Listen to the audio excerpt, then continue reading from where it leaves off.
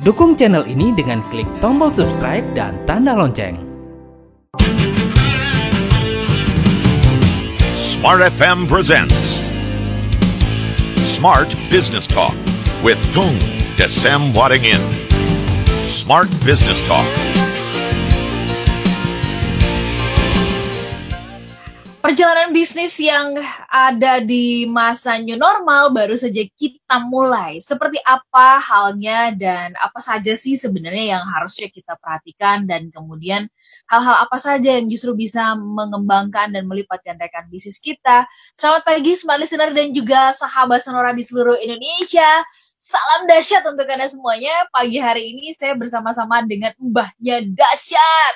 Dan saya akan mengajak Anda untuk membahas mengenai bisnis in new journey in new normal, ya, bisnis journey in new normal. Selamat pagi Mbahnya Dahsyat. Pagi yang dahsyat, yes, penuh semangat, penuh berkat. Wede, lihat dong, kita aja udah samaan ini hitam-hitam ya, keren. Tetap dalamnya merah, Merah ya. Berbunga-bunga. Pak, gimana kesehatannya? Seger, sehat, kuat, bersemangat. Yes, mantap, dahsyat. Bersemangat ya. Jadi nanti mungkin diingetin kepada kita semuanya, bisnis itu nggak akan ada apa-apanya, usaha yang kita lakukan nggak ada apa-apanya kalau nggak sehat. Jadi memang harus diawali dengan sehat badan, sehat mental, sehat pikiran. Begitu ya Pak Tung ya? Yes. Oke, Pak Tung, ini selama kan banyak orang yang memasuki new normal tuh yang khawatir ini pasti nanti habit orang berubah lah ya, plannya bisnis juga berubah dan sebagainya gitu. Nah, ya, bagaimana sih menyikapinya perubahan-perubahan tersebut di new normal ini, karena kan juga peraturan pemerintah apa dan sebagainya juga banyak yang berubah gitu. Nah, kalau Pak Tung sendiri supaya bisnis kita bisa tetap dahsyat di dalam bisnis journey kita tuh apa yang mesti diperhatikan? Nah, ini yang kita mau bahas. Pak Tung sharing dulu dong sedikit ya. Sharing selama COVID-19 ini, setelah kemudian telah pulih dari kesehatan, apa yang Pak Tung lakukan untuk terus menjaga ritmenya bisnis Pak Tung? Ya, jadi kalau dari saya pribadi kan tetap tidak keluar rumah sama sekali di mahasiswa. Jadi keluar rumah itu sejak sakit itu cuma 2 kali. Satu ke dokter gigi gitu ya. Ke dokter giginya pun pakai dokter gigi pakai APD kita semuanya, karena dokter gigi itu adalah rawan sekali ketularan gitu. Jadi cari dokter gigi aja enggak semudah yang dibayangkan juga. Banyak yang tutup gitu ya. Terus kemudian yang kedua manasin mobil. Kangen nyetir mobil. Jadi keluar rumah cuma 2 itu doang ya? Iya. Jadi sisanya sih ya pesen online semua. Nah, memang makanya nih di dalam, terus kemudian segala anak perusahaan itu saya mulai meeting yaitu dengan pakai Zoom. Jadi dulu kalau meeting itu kan merasa tidak perlu pakai Zoom, tidak perlu pakai cara-cara online karena harus ketemu orangnya gitu ya. Kalau sekarang sudah enggak. Ya sudah meeting dengan Zoom saja gitu ya. Terus kemudian di dalam dunia bisnis ini banyak yang menarik. Jadi dulunya yang saya tinggal di rumah sakit minus 700 juta dalam 2 bulan gitu ya. Sekarang sudah mulai surplus lagi, lumayan surplus 290 juta, lumayan gitu ya. Ya jadi mulai adaptasi dengan new normal seperti ini gitu. Oke, Pak Tung gimana sih adaptasinya yang tepat gitu ya? Karena tadi Pak Tung bilang sempat minus juga. Oh Pak, seorang Pak Tung juga ngerasain minus-minus juga ya, sama dong kayak kita juga ya. Gitu. Perusahaannya kan ada 35 biji, baik di investasi maupun yang dikelola, baik yang saham 100% maupun saham kecil. Nah, ternyata memang perlu satu yang namanya dimonitor. Kalau bisnis itu tidak pernah dimonitor bablas anginnya gitu ya. Memang seperti sekarang misalnya, nantinya mau new normal. Maksudnya new normal itu sebetulnya menurut saya ya sudah tidak normal lagi, tapi kita karena supaya hati damai ini yang baru ya tatanannya Anda harus turuti seperti ini. Contohnya misalnya tadi kendaraan umum harus jaga jarak, terus kemudian antrian. Selama sebelum vaksin ketemu, obat ketemu, kemudian penyakit ini dianggap istilahnya gini loh, banyak yang bilang, ini tidak mematikan MERS, SARS, ataupun Ebola. Yes, betul. Tetapi penularannya begitu cepatnya. kok penularannya begitu cepat, misalnya 3% yang mati gitu ya, atau kalau sekarang 6% gitu ya, atau 5% gitu, tapi ya tetap misalnya dari 100 juta kan sudah 5 juta orang, kok 200 juta sudah 10 juta orang yang mati. Nah itu memang kurvanya harus dilambatin, makanya dilambatin supaya gimana? Penularannya dipersempit supaya tidak nular cepat. Loh, nanti secara ekonomi kan kita berat, betul, secara ekonomi sedikit banyak terjadi perubahan, tetap ada yang tumbuh gitu ya, tetap ada yang comeback. Kayak laundry saya udah comeback mulai balik 100% gitu karena itu kebutuhan manusia dan memang tidak terkena PSBB. Itu thanks God 3 tahun yang lalu ketika saya diingatkan bahwa akan terjadi krisis waktu ikut seminarnya Robert T. Kiyosaki Oktober, saya ingat saya itu 14 Oktober 2017. Nah, itu Robert Kiyosaki bilang ini akan terjadi krisis karena 1, 2, 3, 4, 5. Sempat saya wawancara secara pribadi karena teman lama, begitu ya, saya masuk di atas panggung, begitu ketemu beliaunya langsung ngomong, hey, you still alive? Saya dikira masih hidup. Ya betul, yes, I'm still alive. I'm younger than you. Nah, tapi itu saya prepare, makanya di bulan Januari itu mulai 2018 kan saya mulai. Kalau dalam kondisi krisis kan apa yang terjadi, tapi kita tidak menduga sekali kalau krisisnya itu dipercepat karena yang namanya COVID-19 ini tadi gitu ya. Kita pikir karena perang dagang di Amerika dengan Tiongkok, terus kemudian terjadi perang tarif, kemudian terjadi perang currency. Perang currency itu berarti uangnya dimurahin, terus kemudian ekspor-impor di seluruh dunia terganggu. Itu terbukti. Singapura yang negara eksportir, ekspornya 300 sekian persen dari GDP, kalau Indonesia kan cuma berapa, nggak sampai 30% dari GDP-nya ekspornya. Tapi itu pun akan mengganggu. Makanya Singapura mulai minus. Nah, saya mulai apa? Yaitu stay cash. Makanya hotel yang di Malang, Kartika Graha kita jual. Hotel yang di Semarang, yaitu Star Hotel kita jual. Ada beberapa properti saya jual, stay cash. Cash is the king. Begitu krisis, orang rontok, terjadi banyak distress aset. Aset-aset yang harganya miring-miring gitu ya. Standby di sana. Jadi cash is the king, tapi lama-lama cash is stress. Cash jadi sampah, makanya kita harus siap-siap untuk beli aset-aset yang distress. Hari ini saya ditawarin BPR, ditawarin Bank Pasar, itu sudah 2, ditawarin untuk aspal sudah, Buton itu juga ada, terus ada beberapa perusahaan yang ditawarkan, begitu ya, termasuk properti yang stres. Mau stres itu yang punya udah mana tahan dengan kondisi bisnis seperti ini. Dengan terus kondisi kemudian, seperti ini ya. Ya, kemudian harus punya emas dan perak itu ya. Jadi saya pribadi untuk emas dan perak sudah bertahun-tahun yang lalu gitu ya. Perak yang padok di rumah sakit, wah sampai sekarang booming itu lumayan. Saya invest bandarnya dan tidak mau terima duit saya lagi. Karena nanti kalau naik tinggi dia tidak bisa bayar, tidak bisa ngelempar. Terus bisnisnya Patung, tadi saya catat tadi Patung sempat sharing ya sedikit soal adaptasi bisnis di new normal. Nah, adaptasinya tuh seperti apa sih kalau menurut Patung ya? Harus lepas dari bahwa ada protokol-protokolnya. Nanti kita sambung di sesi berikutnya. Wah, ya, ini Patung, lagi semangat-semangatnya. Yes, oke, siap. Semangat-semangatnya nih. Adaptasinya tentu bukan hanya soal protokol kesehatan. Protokol kesehatan ini kan satu hal yang harus dipenuhi, tetapi pasti ada adaptasi lain gitu kan. Bagaimana harus seperti apa? Sebagainya.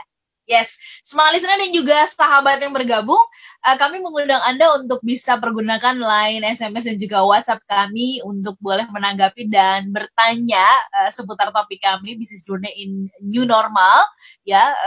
Atau Anda juga punya pertanyaan yang lain kepada Pak Tung, silakan. Dan kami juga sedang live YouTube ya, live YouTube, dan Anda bisa pergunakan channel Smart FM untuk bertanya di sana. Kami jeda sesaat. Smart Business Talk. Smart Business Talk with Tung Desem Wadingin. Listener dan juga sahabat sonora di seluruh Indonesia, buat Anda yang baru saja bergabung bersama dengan kami, Business Journey in New Normal. Ini kami membahasnya bersama-sama dengan Pak Tung. Pak Tung masih bersama dengan kami dan kami sedang live YouTube channel Smart FM. Silakan Anda boleh ikutan ngobrol juga di sana, menyaksikan kami. Lihat Pak Tung begitu segarnya ya, wajah kemerah-merahan gitu. Itu karena terus berolahraga, jadi darah juga terpompa, gitu kan, bersemangat luar biasa.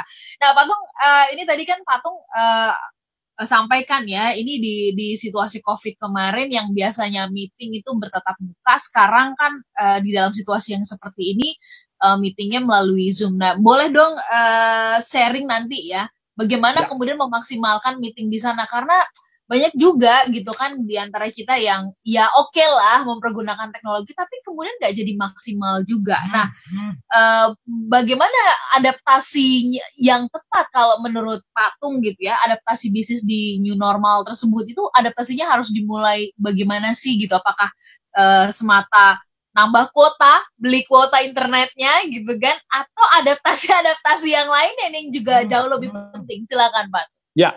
Jadi saya pernah diskusi dengan Mas Ipo, ini ide awal dari Mas Ipo, kemudian saya amati, tiru, dan modifikasi begitu ya. Jadi kata-kata pertama saya dengar itu adalah harus eco, ECHO gitu ya.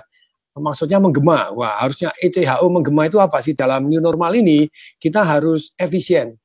Jadi karena pendapatan bisa jadi kalau misalnya kita harus ke restoran terus dikasih jaga jarak, terus kemudian juga dikasih tempat misalnya di naik angkot juga harus jaga jarak, otomatis kapasitasnya tidak bisa seperti dahulu lagi. Jadi yang dunia real ini kapasitasnya tidak bisa dulu lagi. Nonton bioskop jaga jarak, waduh, jadi gedung yang tadinya isinya misalnya 100 ya sekarang tinggal 50 gitu ya. Angkot yang tadinya diumpel-umpel jadi 18 misalnya sekarang ya tinggal 6 misalnya, harus jaga jarak. Tentu saja untuk mengimbangi income real, di situ ya nomor satunya kita harus efisien. Termasuk di beberapa jenis perusahaan saya mulai ubah jadi karyawan ini based on result. Jadi kalau gajian terus, Anda tidur pun dapat gaji, tidak ada hasil, dapat gaji, tidak efisien. Gaji tetap ada, bahkan pemikiran yang saya baru pelajarin terus hari ini itu di dalam dunia new normal ini tadi mestinya ada yang namanya basic income, itu baru belajar, baru mendalami sungguh-sungguh. Ternyata sudah diuji cobakan di Kanada, diuji cobakan di India, itu 6.000 orang, berapa ribu orang, itu orang itu punya basic income. Pokoknya basic income itu idealnya kan gini toh, kalau sosialis sama rata sama rasa, cilaka deh. Jadi orang berprestasi tetap tidak bisa kaya. Sedangkan kalau kapitalis, yang kaya banget, terus yang miskin bablas anginnya gitu ya. Nah, sekarang ternyata ada new normal kembali itu digabung jadi dua-duanya. Orang-orang itu tetap punya basic income. Jadi minimal untuk hidup, untuk sekolah, untuk kesehatan mereka terpenuhi. Indonesia sebetulnya menuju ke arah sana tanpa disadarin begitu ya. Dengan adanya BLT, bantuan langsung tunai, kartu Indonesia Pintar, kartu Indonesia Sehat, kartu prakerja, itu sebetulnya mulai mengarah kepada bahwa Anda basic income tadi itu ya? Ya, basic income-nya terselamatkan lebih dahulu, kesehatan Anda terselamatkan, pendidikan Anda terselamatkan lebih dahulu. Tapi sisanya Anda tetap boleh kaya. Kalau Anda kerjanya lebih cerdas, lebih berprestasi, tentu saja lebih kaya.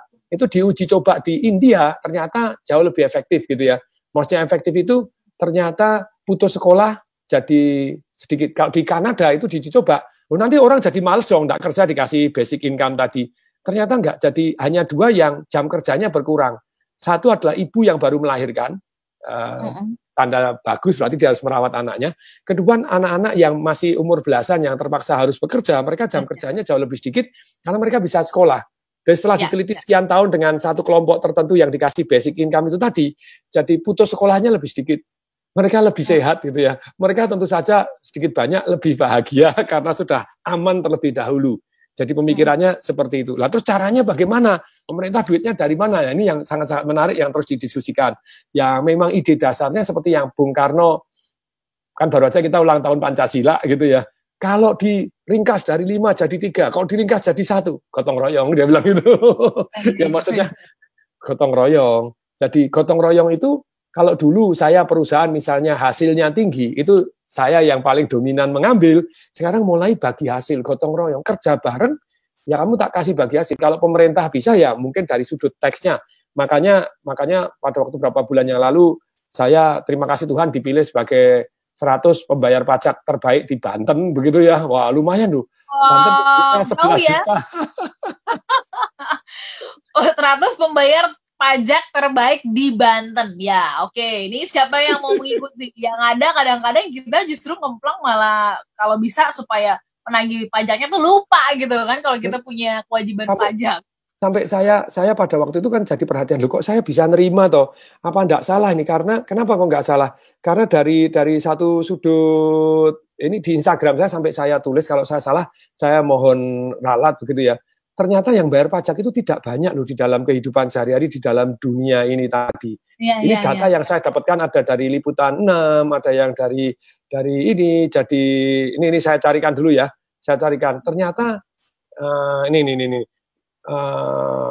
saya itu bayar pajak itu bareng dengan Angkasa Pura, bareng dengan CIMB Niaga, itu 100 terbaik itu bareng dengan BSD, dengan Siloam Hospital. Lah kan aneh toh. Dengan Krakatau Steel, dengan Mitra 10, Batik Air, Sriwijaya Air, PT Pos, Vivo, Supermall Karawaci, Gajah Tunggal. Loh, mosok tong disawaringin masuk bareng dengan mereka begitu ya.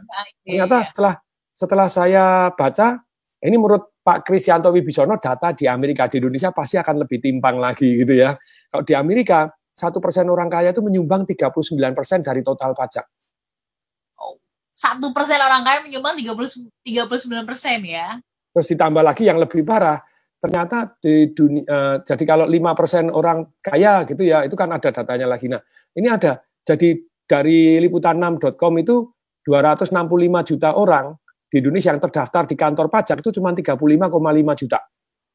Yang lapor dari 35,5 hanya 11,5. Yang bayar pajak, bayar pajak rutin hanya 1,3 juta orang. Sedih nggak nih pemerintah? Makin turun.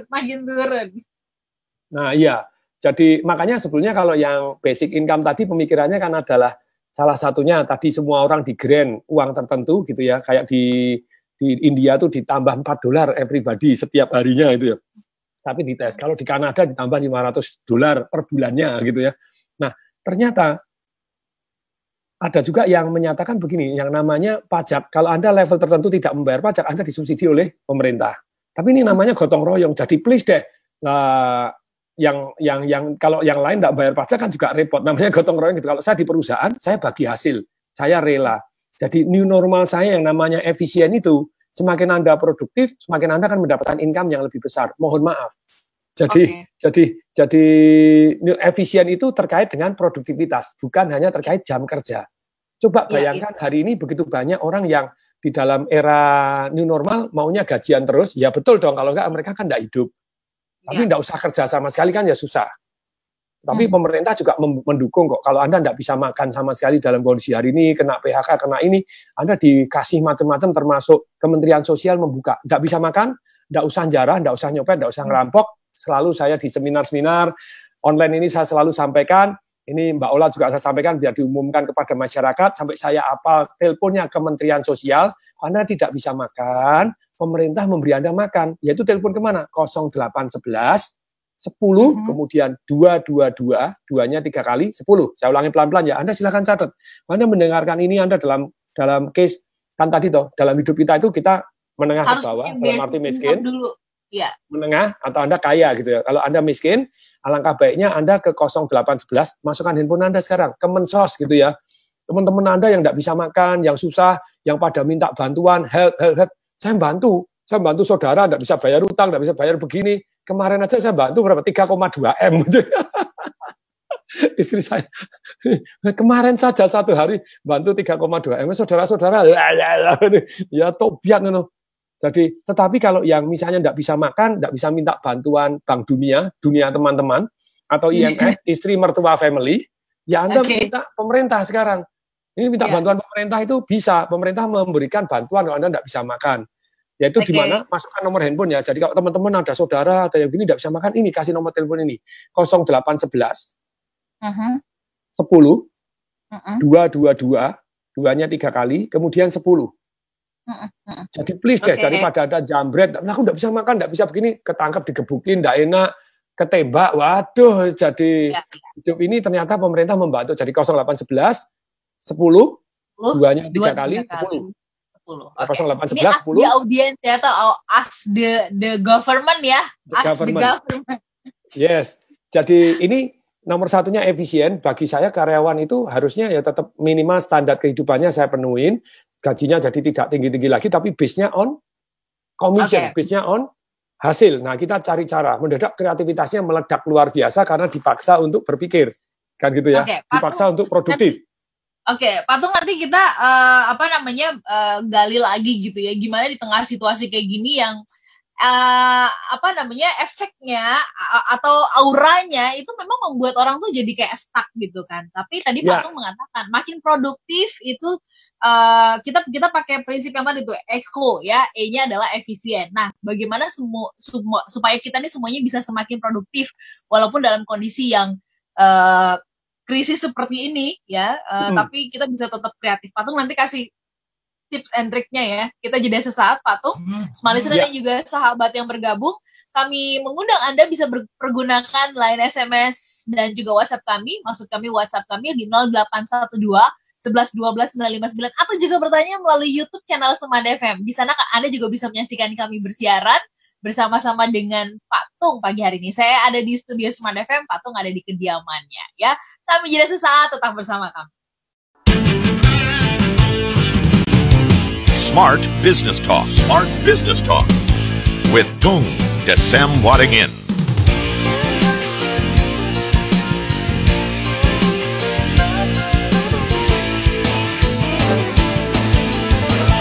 Waalaikumsalam dan juga sahabat yang bergabung, kita sambung kembali Business Journey in New Normal. Kita masih bersama-sama dengan Pak Tung. Pak Tung tadi menarik soal Pak Tung menjelaskan soal EHO ini nih Pak Tung. Ya. Efisien ya, yang pertama itu tadi. Sebelum yang C, H dan juga O-nya kita bahas sedikit dong Pak Tung, gimana sih supaya bisa tetap produktif?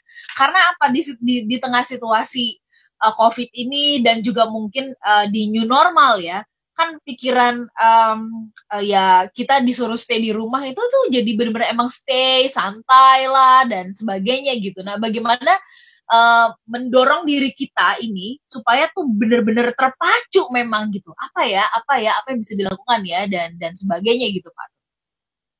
Ya, jadi setelah nomor 1 efisien, yang C-nya yang E, C, H-nya double ego gitu ya. Jadi 5 hal. Jadi efisien, kemudian kreatif. Maksudnya kreatif itu adalah kita jadi dalam new normal ini tentu saja tidak boleh menggunakan hal-hal yang, ya boleh tetap hal-hal yang lama yang masih jalan silahkan, tapi kita butuh cara-cara baru.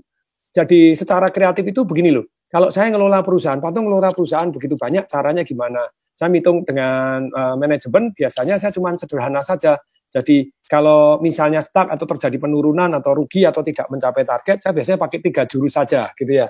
Nomor satunya begini, harus ada rencana baru. Rencana barunya apa? Kreatif, kita harus rencana baru. Contohnya begini, sampai kita punya list untuk supaya kreatif. Produk baru, boleh nggak? Boleh. Kemudian setelah produk baru, cara promo baru, boleh nggak? Boleh. Jalur promo baru, boleh nggak? Boleh. Affiliate marketing baru, boleh nggak? Maksudnya ada maklar-maklar baru, boleh. Terus kemudian detail baru, boleh nggak? Boleh. Jadi ini kreatif. Saya beri contoh misalnya, kayak zaman dulu saya pada waktu laundry opening di satu tempat, partner saya bilang, oh Pak, kalau di Odesa, di Tangerang itu memang di Gading Serpong, di Ruko Odesa, itu memang parkirnya pun bayar, terus kemudian jalur besar, banyak orang lewat, itu bagus untuk branding Pak Tung, tapi memang kita sengaja deh omsetnya kecil, enggak apa-apa, karena itu menjadi kantor pusat kami gitu ya, jadi branding enggak perlu, kantor pusat harus rame, saya bilang gitu, tidak bisa. Nah terus kemudian ini detail baru aja membuat naiknya luar biasa, contohnya, jadi cuci murah, 10.000 per 7 kilo. Ternyata enggak naik, omsetnya di bawah rata-rata, jauh di bawah rata-rata. Terus kemudian saya dalam hidup ini, ketika meeting dengan manajemen, biasanya saya bilang, ya oke, ide barumu apa? Ayo rencana barumu apa? Kalau sudah enggak ada, kita akan ganti. Saya punya pemikiran. Saya biasanya open mind, saya kasih kesempatan mereka untuk usul, supaya mereka berpikir dan mempraktekkan. Oh Pak, kita mau kasih 5 gratis 1. Menurut saya enggak efek, tapi boleh dipraktekin. Minta waktu berapa lama? Wah Pak, minta 3 bulan. Oh jangan, 3 bulan kelamaan, kita omsetnya terlalu lama turunnya, begitu ya, enggak naik-naik.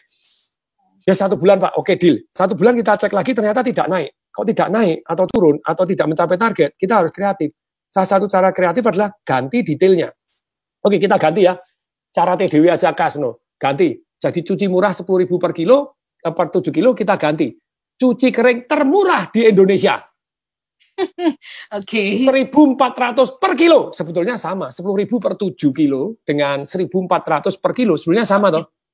Nah, tapi kita klaim dalam arti cuci kering termurah di Indonesia. 1.400 per kilo, boom, omset seketika naik 3 kali lipat. Jadi kreatif itu bukan hanya bisnisnya, tapi cara menjalankan bisnisnya, detailnya. Jadi kalau bisnis Anda stuck, obatnya 3 begitu ya dalam new normal ini. 1 adalah apa yang Anda mau lakukan, rencana baru. Rencana baru tadi macam-macam, produk baru, wilayah baru, cara marketing baru, sistem komisi baru kayak tadi toh, sistem gajian baru, tapi bukan hanya gajian doang, Anda lolak-lolok dapat terus, wah kita minus-minus ya tobat, gaji besar sini, ya perusahaan minus terus ya. Jadi sistem komisi baru, sistem penggajian baru, sistem pembinaan baru, sistem marketing baru, sistem keluar-keluar baru, sistem affiliate marketing baru, gitu ya, detail baru, nah cara keluar-keluar baru, apa yang baru, kalau tidak ada yang baru, so what gitu loh. Oke ya, jadi kemudian kreatif, setelah kalau kita sudah cara baru tidak bisa, kalau Anda masih stuck, biasanya yang kedua saya cari manajemen baru. Oke. Manajemen, direkturnya baru, CEO-nya baru, chief marketingnya baru, ya ini masih recruiting saya dalam kondisi gini masih recruiting gitu ya. Terus kemudian kalau manajemen baru dalam waktu tertentu ternyata tidak berhasil, yang ketiga saya melakukan apa? Ganti perusahaan baru. Perusahaan dengan adanya new normal ini tidak hidup lagi. Goodbye my love gitu ya. Jadi tamat riwayat, tidak bisa survive, tidak bisa begini ya, terpaksa kita goodbye my love. Jadi saya damai kok. Ya. Harus ikhlas ya dengan damai ya. Di buku saya Work Less and More saya tulis tuh ada 19 perusahaan saya tutup dengan damainya itu ya. Jauh sebelum hari ini saya ya damai-damai. Kadang orang punya jalur sendiri, punya tim sendiri. Nah, ini tadi. Nah, terus kemudian itu kita kreatif. Kemudian ECH. Kemudian hanya ini kalau dari Mas Ipo right dia bilang hanya harus di bidang kesehatan, health. Kalau saya no, bidang apapun tapi dalam hal ini kita harus menunjukkan health concern. Ya kayak tadi, kita menggunakan tata cara bahwa kita menunjukkan bahwa kita ini sehat. Kayak laundry saya. Nah, kita pakai kreatif. Kalau tadinya adalah orang drop off saja, tapi karena orang malas keluar, tapi juga malas nyuci, nah kita buat program yang namanya jemputan. Nah, jemputan ini, tapi kan istilahnya kreatif toh, cara baru toh. Jemputan. Kita buat paket VIP, ada seminggu dijemput 2 kali, totalnya berapa kilo, paket yang biasa gitu ya, paket, jadi ada beberapa paket. Tapi dalam hal ini, kreatif pun kita harus menunjukkan health concern. Jadi kita WA-in, kita kirimin video bahwa ini loh kita health concern. Perhatiin kita pakai APD, kita pakai semprot, kita pakai gini, kemudian masuknya itu tidak dipegang oleh tangan, langsung dari kantong plastiknya, customer langsung dimasukin tempat cuci, sabun kita menggunakan yang terbaik, itu pakai yang paling mahal gitu ya. Jadi bukan sabun curah, terus kemudian pewangi juga. Sabun kena sabun itu virus mati gitu ya. Dipanasin 86 derajat itu biasa 56 derajat. Ini 86 derajat 10 menit aja mati gitu ya. Ini 26 menit, ada penyedot debunya, penyedot tungonya. Pada waktu dikeluarkan dari ini pakai sarung tangannya disemprot antiseptik juga. Terus kemudian pada waktu ngelipet itu pun disemprot juga satu yang namanya pewangi plus antibakteri juga, antivirus juga. Disemprot pakai metanol alkohol yang ada pewanginya yang membuat jauh lebih fresh. Kemudian kita juga menggunakan disinfektan, ditambahin lagi itu yang betul-betul membunuh bau, membunuh virus. Jadi kita menunjukkan kita health concern. Pada waktu nganternya segala macam semuanya kita health concern. Karena orang kan khawatir. Kayak saya mau ke dokter gigi, saya nanya dokter gigi, nanti saya jangan-jangan ketularan. Oh iya, saya juga tidak mau ketularan Anda, kata dokter gigi gitu. Prosedurnya sama ya, nggak mau sama juga enak aja. Jadi health concern, sungguh-sungguh health concern itu pada waktu keluar dari mobil begitu ya, mereka sudah ada semprotan alkoholnya, tangannya disemprot dulu, kemudian badannya juga yes, kita harus pakai masker, harus pakai sarung tangan. Sampai di sana dokternya bahkan menunjukkan prosedurnya, walaupun dokternya sudah pakai masker, dia menunjukkan saya belum pakai sarung tangan ya, jadi sarung tangan saya ini baru sekali pakai.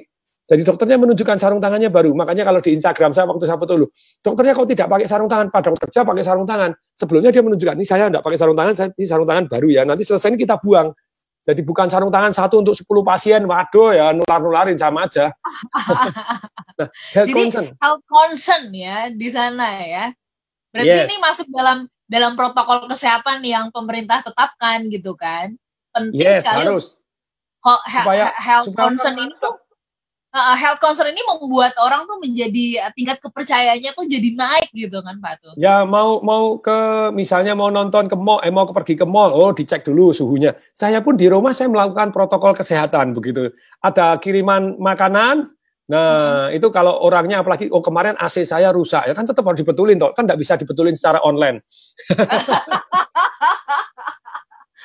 Ya benar. Ya bisa dikasih paduan. Ada beberapa terpaksa saya betulin sendiri. Lumayan sih saya betulin gitu dari kecil sudah terdidik dengan bagus. Kayak di anak saya. Papa ini wastafelnya mampet ini gimana nih? Tenang sini papa. Bawa kunci ya, buka jebret kita ganti wis beres. No. Papa ini WC-nya pecah pipanya. No. Tenang ada caranya. Saya bisa yang gitu-gitu. Kabel bisa. Sebetulnya AC juga kalau mau bisa. No. Tapi betulin AC terus harus naik ke genteng saya super males aja. Saya bisa gitu ya, karena dari kecil rusak-rusak gitu saya ikut andil, betulin kabel, masang kabel 2 apa begini apa, jadi banyak yang saya betulin sendiri bisa, terbukti pada waktu working from home ini banyak yang saya betulin sendiri. Anak saya apa hebat ya, serba bisa ini, betulin BC mampet bisa, bisa. Tapi dalam hal ini yang naik ke atas genteng saya bisa, tapi saya nggak mau.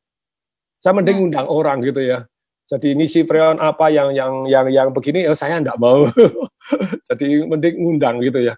Kalau adik saya lebih sakti lagi, bongkar mesin apa segala macam, wah sakti aja semuanya dia dengan damainya komputer brodolin dia apa dibongkar bisa. Tapi saya bisa bongkar dan bisa pasang lagi kan? Iya, kadang skrupnya kok sisa 1 juga. Loh ini kok ada skrup 1 tempelin di mana itu ya? Lubangnya kok enggak ada, loh ini masuk mana? Tapi sekali lagi, jadi saya ngundang. Tapi ngundang itu kita pakai protokol kesehatan. Datang sebelum masuk ukur suhunya dulu, jidatnya. Kemudian semprot dulu alkohol, tangannya bersih gitu ya. Terus kemudian masuk di ruangan ya tetap kita jaga jarak, jaga jarak terlebih dahulu protokol kesehatan. Nah, tapi dalam hal ini jadi health concern itu menunjukkan bahwa bisnis kita aman secara kesehatan, Anda tidak perlu takut. Nah, ini ECH. Nah, kalau H berikutnya adalah help people. Orang yang tidak mau apa di new normal, orang yang bermasalah apa di new normal, kita bantu. Hari ini saya lihat banyak orang gondrong misalnya. Iya benar. Saya kalau zoom gini, kok gondrong? Wah, saya kan rapi. Cie. Ini nggak nyukur sendiri kan, Pak Tung? Belum, padahal sudah beli alatnya. Beli tapi belum datang, jadi nggak bisa. Sudah terlanjur gondrong nih, mau siaran sama Mbak Ola kan harus keren ini. Harus ganteng ini. Nah, ternyata dalam new normal kita help people, orang yang tadinya kepengen potong, dan takut urusan kesehatan, ya sekarang datang aja.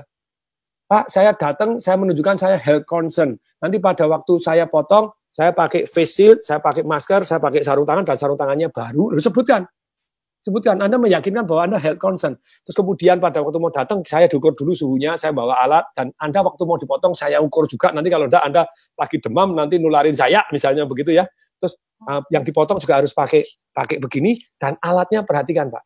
Alatnya ini bukan ini. Selain saya UV, saya kasih semprot alkohol, ini jadi alatnya juga steril. Sedangkan yang namanya baju penutupnya itu kami sekali pakai. Oke. Kami datang ke rumah Anda, Pak. Anda boleh datang ke tempat salon kami. Tapi salon itu bahaya loh, Pak. Tapi tempat salon saya punya kelebihan. Kami protokol kesehatan. Jadi karyawan saya ukurin suhunya.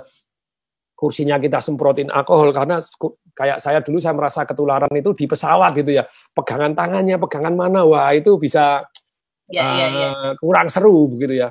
Terus kemudian kami AC-nya menggunakan filter yang HEPA, Pak, misalnya gitu ya. Jadi udara airborne ini kesedot bagus, atau Anda, Pak, saya pakai yang plasma cluster yang membunuh virus, Pak. No, apapun, anything yang Anda yakinkan bahwa ini new normal ini Anda health concern. Dan help people, orang tadi enggak berani datang, saya datang ke tempat Anda. Oke. Jadi kita pecahkan masalah Anda apa, kita pecahkan. Oke. Jadi kita menjadi solusi gitu ya dari bisnis kita, tapi tetap dengan menunjukkan itikat yang baik dengan concern kepada kesehatan. Pak Tung, nanti kita bahas di satu sesi yang terakhir ya, Pak. Sudah terakhir nih, baru mulai loh, baru semangat-semangatnya, woi.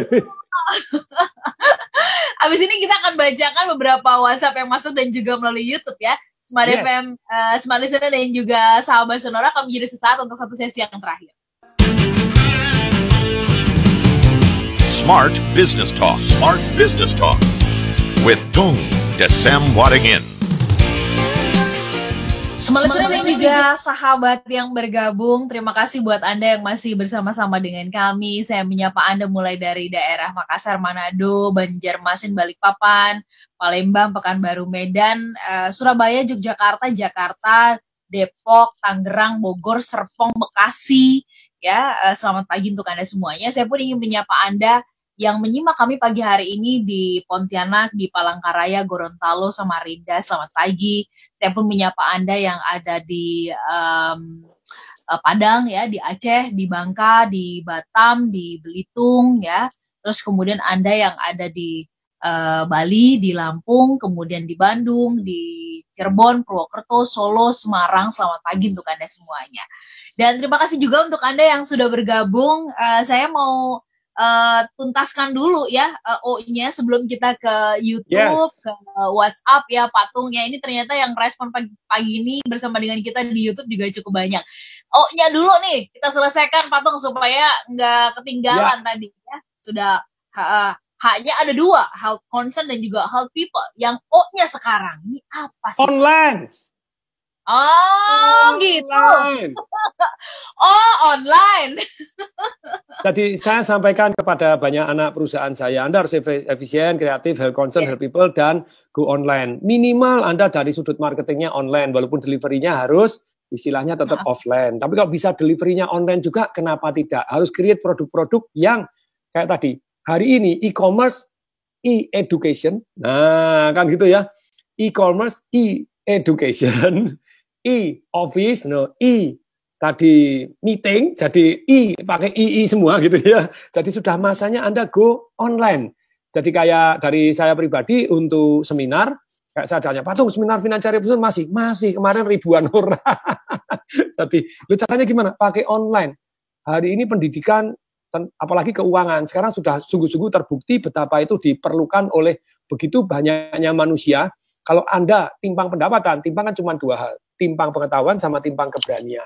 Nah kalau dulu harus ikut seminar, itu biayanya cost-nya besar. Makanya biaya seminar itu besar karena biaya yang terbesar adalah biaya hotel. Nah ini biaya hotel, Anda harus pergi ke Jakarta, pergi ke Surabaya, Anda nginep hotel, Anda nginep pakai pesawat dan hotel, itu biaya yang tinggi pesawat dan hotel. Nah sekarang dengan adanya e-learning ini tadi, online education melalui online ini tadi, nah, sampai saya sekarang sudah siap, jadi misalnya tanggal 26, 27, 28 ini seminar online saya live untuk kedua kalinya. Jadi yang daftar sudah bablas di atas 1.000 begitu ya, terpaksa kita Zoom-nya bayar yang lebih mahal untuk bisa sampai ke 5.000 karena yang terdekat begitu. Kalau dulu kan 1.000 sudah kita batasin makanya offsite gitu. Kalau dulu orang harus ikut misalnya 5,6 juta karena belum biaya hotelnya dia belum, sekarang seluruh dunia bisa ikut. Bisa dari Makassar, bisa dari Taiwan, bisa dari New York, bisa yang dari Perth, dari Melbourne, teman-teman tuh jadi bisa belajar online. Dan biasanya online kita jual 5 juta, bukan, yang namanya tuh 5.600.000, sekarang dalam kondisi Zoom ini tadi biayanya jauh lebih murah, kita bisa jual hanya 400.000 gitu ya, jadi 400.000 juga bisa, sudah selesai gitu. Terus kemudian dalam kondisi begini, kita bisa murahkan lagi. Jadi untuk orang yang take action pertama, biasanya kita ambil yang pertama. Bisa jadi 249.000 doang, Anda dapat seminar 3 hari, dan nanti kalau pada waktu badai corona berlalu, Anda tetap bisa ikut lagi. Ternak duit caranya gimana, terus kemudian dapat massive income itu caranya bagaimana, kemudian kenapa orang kaya dapat duit ribuan kali lebih banyak dibanding orang biasa, caranya gimana. Terus antisipasi krisis, dalam kondisi krisis tetap tumbuh kaya, caranya bagaimana. Saya tunjukkan transaksi-transaksi saya. Jadi ini loh, saya salah satunya kaya di dunia hari ini, itu misalnya transaksi saya perak, begitu misalnya. Perak hari ini misalnya saya cek nih, untung piro sih gitu ya. Perak ini biasanya saya monitor setiap hari. Pak Tung pakai apa ini? Oh ini ada pakai MetaTrader gitu ya. Jadi ini kalau kita gini kelihatan enggak ya? Ini gambar grafiknya, kelihatan enggak? Ya. Kelihatan. Oke, ya. Kelihatan enggak sih? Kelihatan. Kok putih semua tempat saya? Ini belum kelihatan. Nah, ini grafik merah, lihat ini. Ini deng, ini titik ketiga, ini alamat naik lagi, ini alamat naik lagi. Ini kalau hari ini sudah lumayan. Yang saya beli di 13.20 sekarang untung $45.000, 13.91 untung $37.900, terus kemudian beli 14.24 untung $34.600, $24.100, $22.500, $23.400. Tapi ini namanya potensi karena belum dijual. Kemudian ini yang terendah lumayan ini.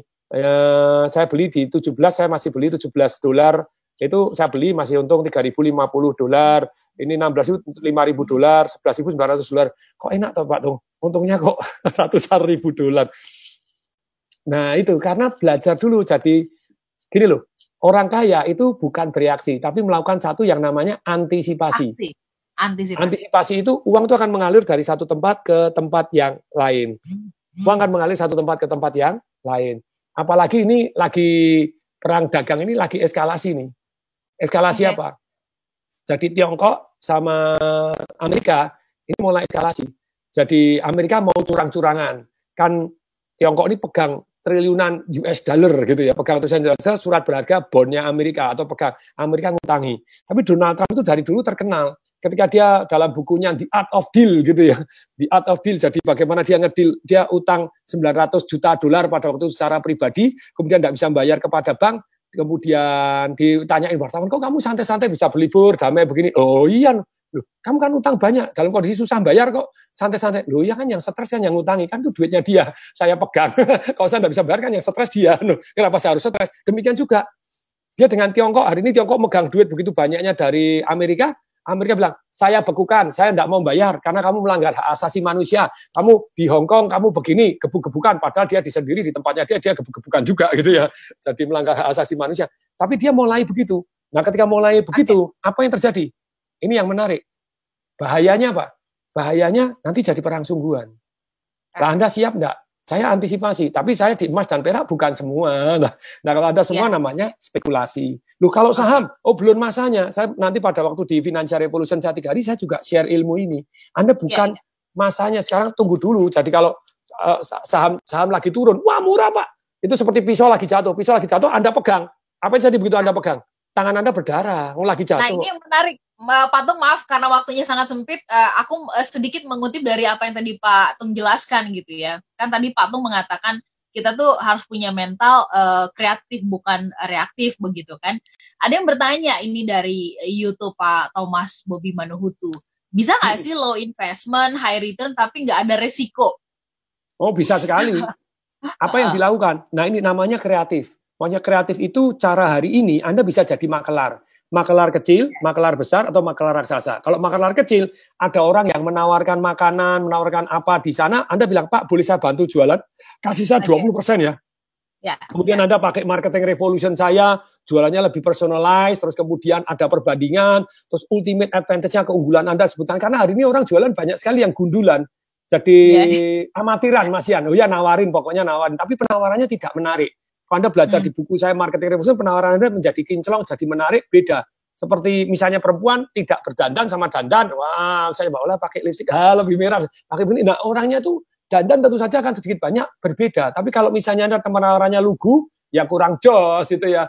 Nah Anda jadi makelar kecil. Kemudian makelar tengah, makelar menengah itu Anda jual beli properti, Anda jual beli ini istilahnya yang lumayan duitnya besar-besar, itu ada ilmunya begitu ya. Itu nanti saja. Kemudian yang ketiga, Anda bisa makelar raksasa. Makelar raksasa itu apa? Persis seperti yang dilakukan Mas Sandiaga Uno. Kemarin sempat saya di Instagram saya, tungdesemwaringin.tdw. Anda silakan follow ya, Instagram tungdesemwaringin.tdw. Itu saya wawancara Mas Sandi itu, ternyata dia kaya itu pada waktu resesi. Di PHK, tidak punya duit, akhirnya buka usaha. Jadi apa? Jadi makelar perusahaan. Makelar restrukturisasi perusahaan tanpa duit itu.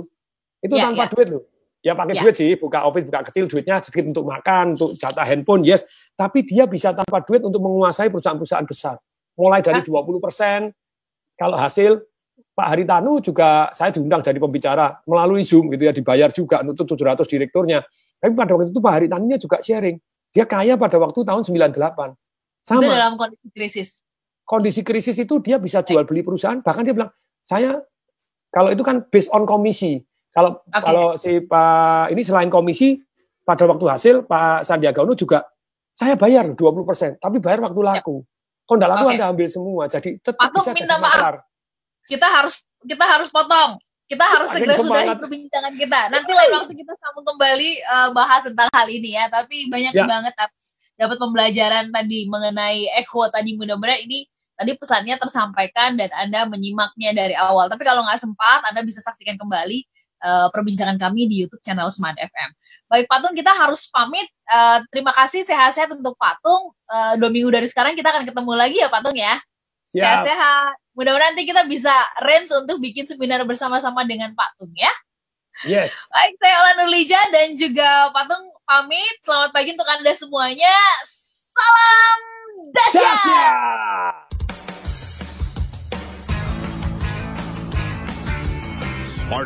Terima kasih untuk menyimak sajian MDW Pro Radio. Jangan lupa untuk subscribe, like, share, and comment.